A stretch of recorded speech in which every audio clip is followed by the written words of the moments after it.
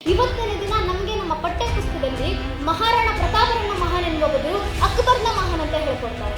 ಆದರೆ ನಮ್ಮ ಹಿಂದೂ ಮಕ್ಕಳನ್ನ ನಾವು ಒಂದು ವರ್ಷದಲ್ಲಿ ಎಷ್ಟು ದಿನ ದೇವಸ್ಥಾನಗಳಿಗೆ ಕರ್ಕೊಂಡು ಹೋಗಿದ್ದೀವಿ, ಆ ದೇವಸ್ಥಾನದ ಶ್ರೇಷ್ಠತೆ ಏನು, ಆ ದೇವಸ್ಥಾನದ ಇತಿಹಾಸ ಏನು, ಆ ದೇವಸ್ಥಾನದ ಪುರಾತನ ಕಥೆಗಳೇನು ಅಂತ ನಮ್ಮ ಮಕ್ಕಳಿಗೆ ಎಷ್ಟು ದಿನ ಕೂರಿಸ್ಕೊಂಡು ಹೇಳ್ಕೊಟ್ಟಿದ್ದೀವಿ ಅಂತ ಯೋಚನೆ ಮಾಡಿ. ಇವತ್ತಿನ ಹಿಂದೂ ಮಕ್ಕಳಿಗೆ ಯಾವುದೋ ವರ್ಷದಲ್ಲಿ ಬರುವ ಯಾವುದೋ ಮೂವಿಯ ರಿಲೀಸ್ ಡೇಟ್ ಜ್ಞಾಪಕ ಇರುತ್ತೆ, ಆದರೆ ನನ್ನ ಹಿಂದೂ ಧರ್ಮದ ರಾಮ ಹಾಗೂ ಕೃಷ್ಣರ ಜನ್ಮಸ್ಥಾನ ಯಾವುದು ಅಂತ ಸಾಮಾನ್ಯ ಧರ್ಮಜ್ಞಾನ ಇರೋದಿಲ್ಲ. ನಿಮ್ಮ ಮಕ್ಕಳನ್ನ ನೀವು ಮನೆಯಲ್ಲಿ ಮೊದಲು ಹಿಂದೂಗಳನ್ನಾಗಿ ಮಾಡಿ ಸಾಕು, ಆನಂತರ ಇಂಜಿನಿಯರು, ವಕೀಲರು, ಡಾಕ್ಟರ್ಗಳು ಅವರಾಗೆ ಆಗ್ತಾರೆ.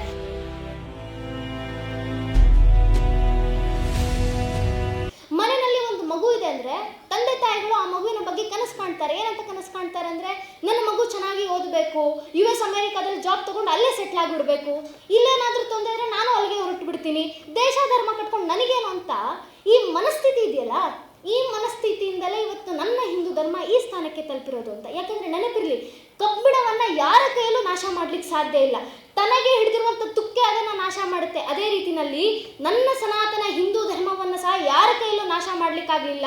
ಆ ಸಮಯದಲ್ಲಿ ಬಂದ ಅಕ್ಬರ್ ಬಾಬರ್ ಕೈಯಲ್ಲೇ ನನ್ನ ಧರ್ಮವನ್ನು ಅಲಿಗಾಡಿಸ್ಲಿಕ್ಕೂ ಆಗಲಿಲ್ಲ ಅಂದ್ರೆ ಇನ್ನು ಈಗಿದ್ದವ್ರು ಇನ್ನೇನು ಮಾಡ್ಲಿಕ್ಕೆ ಸಾಧ್ಯ ಇಲ್ಲ ಅಂತ.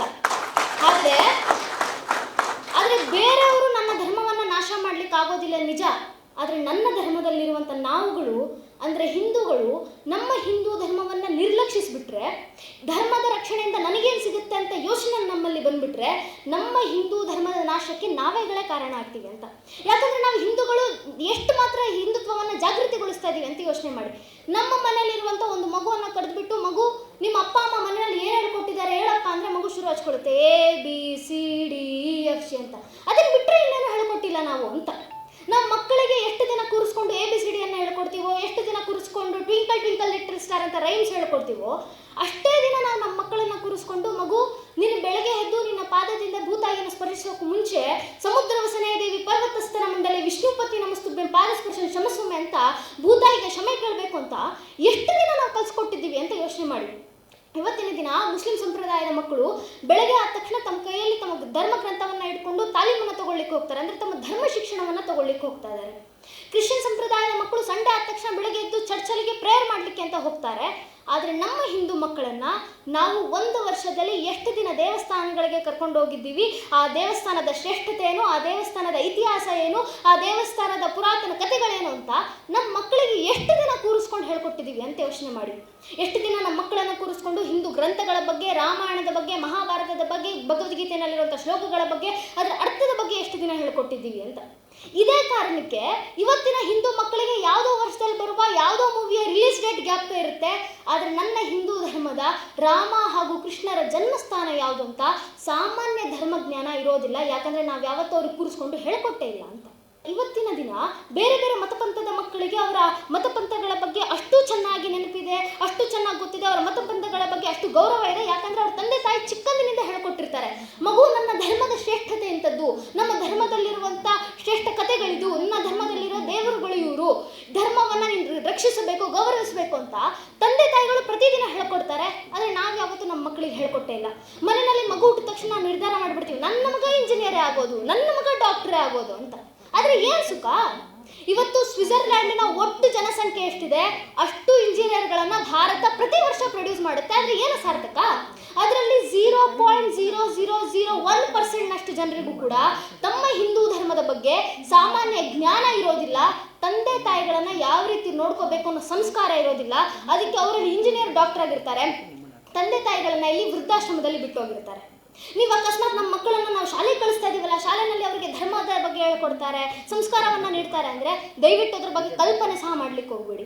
ಯಾಕಂದರೆ ಮೆಕಾಲೆ ಈ ಎಜುಕೇಷನ್ ಸಿಸ್ಟಮನ್ನು ಭಾರತಕ್ಕೆ ತಂದಿದೆ, ಭಾರತಕ್ಕೆ ತುಂಡರಿಸಲಿಕ್ಕಾಗೋದ್ರಿಂದ ಇವತ್ತಿನ ದಿನ ನಮಗೆ ನಮ್ಮ ಪಠ್ಯ ಪುಸ್ತಕದಲ್ಲಿ ಮಹಾರಾಣಾ ಪ್ರತಾಪರನ್ನ ಮಹಾನ್ ಎನ್ನುವ ಬದಲು ಅಕ್ಬರ್ನ ಮಹಾನ್ ಅಂತ ಹೇಳ್ಕೊಡ್ತಾರೆ, ಛತ್ರಪತಿ ಶಿವಾಜಿ ಮಹಾರಾಜರನ್ನ ಮಹಾನ್ ಎನ್ನುವ ಬದಲು ಜಹಾಂಗೀರ್ನ ಮಹಾನ್ ಅಂತ ಹೇಳ್ಕೊಡ್ತಾರೆ, ಸಾವರ್ಕರ್ರನ್ನ ಮಹಾನ್ ಎನ್ನುವ ಬದಲು ಇನ್ಯಾರೋ ಮೆಕಾಲೆನ ಮಹಾನ್ ಅಂತ ಹೇಳ್ಕೊಡ್ತಾರೆ, ಭಗತ್ ಸಿಂಗರನ್ನ ಮಹಾನ್ ಎನ್ನುವ ಬದಲು ಟಿಪ್ಪು ಸುಲ್ತಾನ್ನ ಮಹಾನ್ ಅಂತ ಹೇಳ್ಕೊಡ್ತಾರೆ, ಹಿಂದೂಗಳನ್ನ ಆತಂಕವಾದಿಗಳು ಒಂದು, ಮೊಘಲರನ್ನ ಶಾಂತಿ ದೂತರು ಅಂತ ಹೇಳ್ಕೊಡ್ತಾರೆ.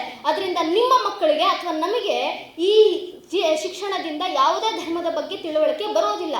ಈ ಕ್ಷಣ ಇಲ್ಲೇ ಕೂತಿರುವಂಥ ನಿಮಗೆ, ನೀವು ಶಾಲೆಗೆ ಹೋಗ್ತಾ ಇರಬೇಕಾದ್ರೆ, ನೀವು ಚಿಕ್ಕವರಿರಬೇಕಾದ್ರೆ ನಿಮ್ಮ ಇತಿಹಾಸದ ಪಠ್ಯ ಪುಸ್ತಕಗಳಲ್ಲಿ ಯಾರ ಬಗ್ಗೆ ಹೇಳ್ಕೊಟ್ರು ಅಂದರೆ ನಿಮ್ಮ ಬಾಯಲ್ಲಿ ಬರೋದು 3 ಹೆಸರು: ಅಕ್ಬರು, ಶಹಜಾನ, ಅಲೆಕ್ಸಾಂಡರು. ಇವ್ರು ಬಿಟ್ಟು ಮುಂದೆ ಹೋಗಲೇ ಇಲ್ಲ ಅಂತ. ನಾವು ಶಾಲೆನಲ್ಲಿದ್ದ ಅಷ್ಟು 10 ವರ್ಷ ಯಾರ ಬಗ್ಗೆ ಕಲಿತ್ವಿ ಅಂದರೆ ಇವ್ರ 3 ಜನದ ಬಗ್ಗೆ, ಇವ್ರ ಮಕ್ಕಳ ಬಗ್ಗೆ, ಇವ್ರ ಮೊಮ್ಮಕ್ಕಳ ಬಗ್ಗೆ, ಇವ್ರ ಇಡೀ ವಂಶಾವಳಿಯ ಬಗ್ಗೆ ಕಲಿತ್ವಿ. ಆದರೆ ನಮ್ಮ ಹಿಂದೂ ಧರ್ಮವನ್ನೇ ರಕ್ಷಿಸಿದಂಥ ಹಿಂದೂ ರಾಜರ ಬಗ್ಗೆ ನಾವು ಯಾವತ್ತೂ ಕಲೀಲೇ ಇಲ್ಲ. ಇವತ್ತಿಗೂ ಕೂಡ ನಮ್ಮ ಪಠ್ಯ ಪುಸ್ತಕದಲ್ಲಿ ಇದೇ ದೇಶವನ್ನು ಲೂಟಿ ಮಾಡಲಿಕ್ಕೆ ಬಂದಂಥ, ಇದೇ ದೇಶವನ್ನು ನಾಶಿಸಲಿಕ್ಕೆ ಬಂದಂಥ ಮೊಘಲ್ ರಾಜರ ಬಗ್ಗೆ ಹೇಳ್ಕೊಡ್ತಾರೆ. ಆದರೆ ಇಡೀ ಭಾರತದಲ್ಲಿ ಹಿಂದೂ ಸ್ವರಾಜ್ಯ ಸಾಮ್ರಾಜ್ಯವನ್ನು ನಿರ್ಮಿಸಿದಂಥ ಛತ್ರಪತಿ ಶಿವಾಜಿ ಮಹಾರಾಜರ ಬಗ್ಗೆ ಹೇಳ್ಕೊಡೋದಿಲ್ಲ. ಇಡೀ ಭಾರತ ಒಂದು ಕಾಲದಲ್ಲಿ ಮುಸ್ಲಿಮರ ದಾಳಿಯಿಂದ ತತ್ತರಿಸಿ ಹೋಗ್ತಾ ಇರ್ಬೇಕಾದ್ರೆ ಭಾರತದಲ್ಲಿ ಮತ್ತೊಮ್ಮೆ ಹಿಂದೂ ಪುನರುತ್ಥಾನ ಆಗಬೇಕು ಅಂತ ಸಂಕಲ್ಪ ಮಾಡಿ ಕನ್ನಡದ ನೆಲದಿಂದ, ಕನ್ನಡದ ಮಂತ್ರಶಕ್ತಿಯಿಂದ ಹೊರಟಂಥ ವಿದ್ಯಾರಣ್ಯರ ವಿಜಯನಗರ ಸಾಮ್ರಾಜ್ಯ ಇದ್ದಿದ್ದು ಇದೇ ಕನ್ನಡ ನಾಡಿನಲ್ಲಿ ಅಂತ ನಮಗೆ ಯಾರು ಯಾವತ್ತೂ ಹೇಳ್ಕೊಡ್ಲಿಲ್ಲ. ನೀವೇ ಯೋಚನೆ ಮಾಡಿ, ಇವತ್ತಿನವರೆಗೂ ಇಲ್ಲಿ ಕೂತಿರುವಂಥ ನಮ್ಮಲ್ಲಿ ಎಷ್ಟು ಜನಕ್ಕೆ ಈ ದೇಶದಲ್ಲಿದ್ದಂಥ ಸಾಮ್ರಾಜ್ಯ, ಹಿಂದೂ ಸಾಮ್ರಾಜ್ಯಗಳ ಹೆಸರು ಗೊತ್ತು, ಹಿಂದೂ ರಾಜರ ಹೆಸರು ಗೊತ್ತು ಅಂತ?